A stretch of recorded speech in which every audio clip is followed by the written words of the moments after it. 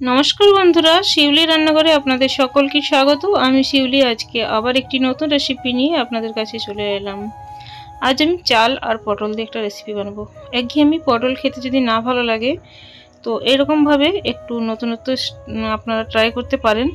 কিভাবে রেসিপিটা বানাচ্ছি চলুন দেখে নিন, আশা করছি আপনাদেরও খুব ভালো লাগবে। এখানে আমি বাসমতি চাল নিয়েছি 1 বাটি, আর 6টা পটল নিয়েছি। আর এগুলো আমি প্রথমে পটলটা খোসাটা ছাড়িয়ে নেব, আর চালটা কিন্তু 20 মিনিট আগেই ভিজিয়ে রাখবো। দেখুন চালটা ভিজে গিয়েছে। আর এই চালটা আমি এবার ভালোভাবে আরেকবার ধুয়ে এটার ভাত বানিয়ে নেব। ভাত বানানোটা দেখাচ্ছি না, ভাতের সাথে কি কি দেব। এখানে বানানোর সময় জলের মধ্যে আমি তেজপাতা, 4টে এলাচ, 2টো দারচিনির টুকরো আর 4টে লবঙ্গ দিয়ে আমি ভাতটা বানিয়ে নেব। আর ভাতটা থেকে জল ঝরিয়ে আমি একটা পাত্রের মধ্যে রেখে নেব, ওটা আমি দেখাচ্ছি না। এখানে 6টা পটল নিয়েছি, তো পটলের উপরে যে খোসাটা থাকে সেটা ছাড়িয়ে নেব। খুব বেশি খোসাটা ছাড়ানোর প্রয়োজন নেই, এভাবে খুব সহজে ছুরি দিয়ে কিন্তু উপরের খোসাটা ছাড়ানো যায়। এবার দু সাইডে একটু একটু করে কেটে নিলাম। আর এবার দেখুন কিভাবে পটলটা কেটে নেব। পটলে এরকমভাবে যদি উপরটা একটু ছুরির সাইডে কেটে নেন তাহলে পটলের মধ্যে মশলা খুব ভালোভাবে ঢুকে যাবে, আর পটলটা দেখতেও সুন্দর লাগবে, খেতেও কিন্তু খুব ভালো লাগবে পটলের মধ্যে যদি মশলা ঢুকে যায়। তো এইভাবে দেখুন কেটে নিচ্ছি, দেখেই বুঝতে পারছেন ঠিক কীরকমভাবে বানাচ্ছি আমি। খুব সহজেই হয়ে যায়। এটা হয়ে গেল। আর আমি আরও একটা দেখিয়ে দেবো আপনাদেরকে। আর একটাও ঠিক একইভাবে খোসাটা ছাড়িয়ে নেব। আর এটা একটু অন্যরকমভাবে কাটবো। আর এরকমভাবে হাতে না কেটে এরকম কোনো কিছুর উপরে নামিয়ে এভাবে কেটে নেবেন, তাহলে ছুরিতে লেগে যাওয়ার ভয় থাকবে না। এবার নিচে নামিয়ে কেটে নেবেন। আর দেখুন এরকমভাবে একটু দাগ দাগ করে দিলেই হবে।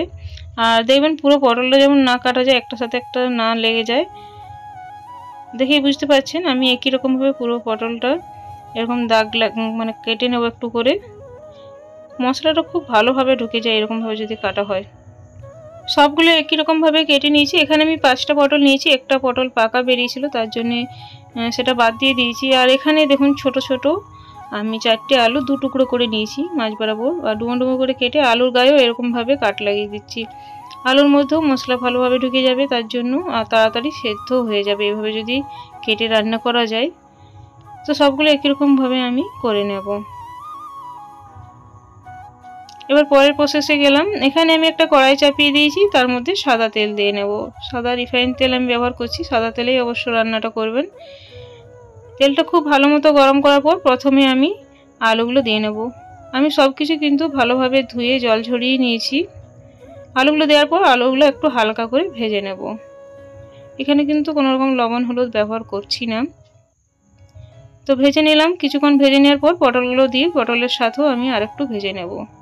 আলুটা যদি এরকমভাবে ভাজা হয় তাহলে কি হয়, তাড়াতাড়ি সেদ্ধ হয়ে যায় আর খেতেও খুব ভালো লাগে। এখানে পটলটা ভেজে নেব, আলুগুলো একটু সাইডে করে পটলটা মাঝে রেখে ভাজলে তাড়াতাড়ি ভাজা যাবে।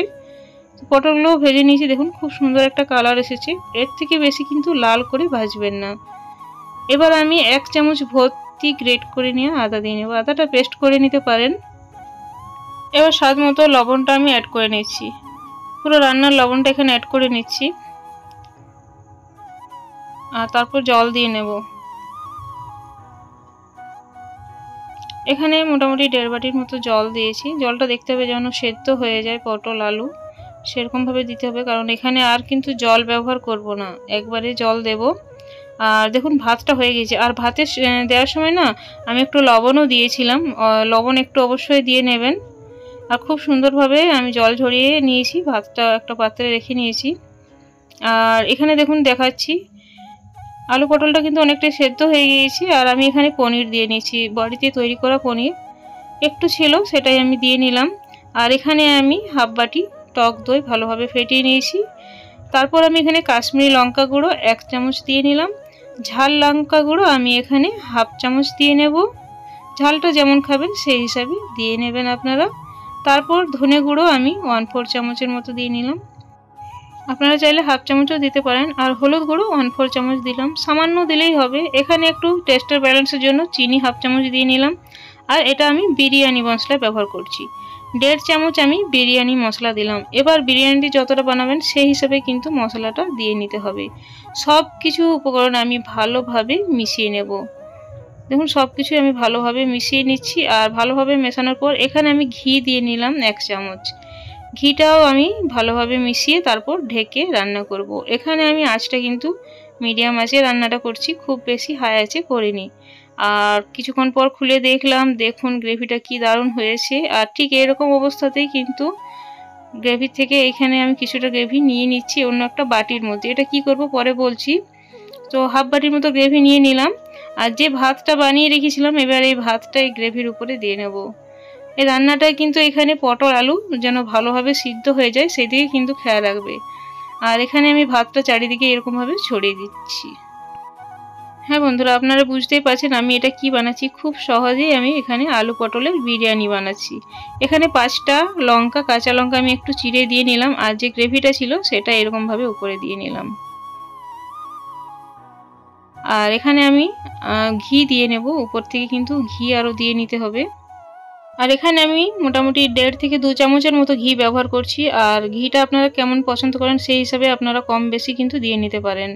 আর এটা ঢেকে আমি আঁচটা লো করে মোটামুটি 15 থেকে 20 মিনিট স্টিম হতে দেব, রান্না হতে দেব। তো আমি এখানে মোটামুটি 17-18 মিনিট পর এটা আমি মানে চেক করলাম। আপনারা 15 মিনিট পরে চেক করতে পারেন কিংবা 20 মিনিটও রাখলে অসুবিধা নেই। দেখুন খুব সুন্দর ঝরঝরে হয়ে গিয়েছে ভাতটা তৈরি। ভাতটা কিন্তু খুব সুন্দর আছে আর খুব সাবধানে নাড়তে হবে, খুব নরম থাকে বাসমতি চালের ভাত। আর এভাবে আমি নাড়িয়ে একটা প্লেটের মধ্যে পরিবেশন করে নেব। বন্ধুরা, আমার এই রেসিপিটা যদি ভালো লাগে তো প্লিজ লাইক, শেয়ার, কমেন্ট করে সাবস্ক্রাইব করে আমার পাশে থাকবেন। পাশে দিয়ে বেলটা প্রেস করে অল করে দেবেন, তাহলে নিত্য নতুন ভিডিও বা রেসিপি সবার আগে পৌঁছে যাবে। বেশি ভালো লাগলে প্রিয়জনদের মধ্যে শেয়ার করতে ভুলবেন না।